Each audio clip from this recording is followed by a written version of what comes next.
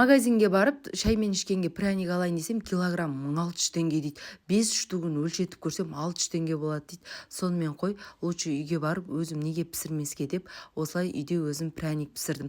Сіздермен де рецептісімен бөлісейін деп шештім. Өте керемет болып шығады. Магазиндердегі пряниктерден кем емес. Ең алдымен ыдысымызға ұнымызды міндетті түрде ситадан өткізілу қажет. Тұз, қантымыз салып, жақсылап араластырып аламыз. Енді сүтімізді ысытып, ұнымыздың үстінен құйып, түйіршік қалмағанша жақсылап араластырып аласыздар. Сұйық майымызды құйып, жұмыртқаның ағы мен сарысын ажыратып аламыз да, сарысын салып, жақсылап тағы да араластырып аламыз. Ситадан өткізілген ұнымызды салып, қасықтың көмегімен жақсылап араластырып аласыздар да, үстінен разъединителімізді қосып, өте жұмсақ қамыр илейміз. Қолға жабысатындай етіп қамыр илеп аласыздар. Артық ұн қоспайсыздар. Дайын болған қамырымызды екі бөлікке бөліп, дәл видеодағыдай етіп жайып аласыздар. Қатты жұқа етіп жайып қоймаңыздар. Осы видеодағыдай етіп жайып, осындай формаларымен ойып аламыз.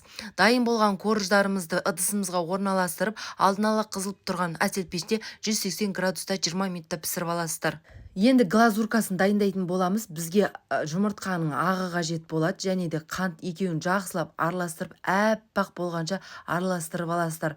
Енді осылай дайын болған пряниктерімізді глазуркамызға батырып аламыз да, кеп тұруге бір күнге қалдырамыз.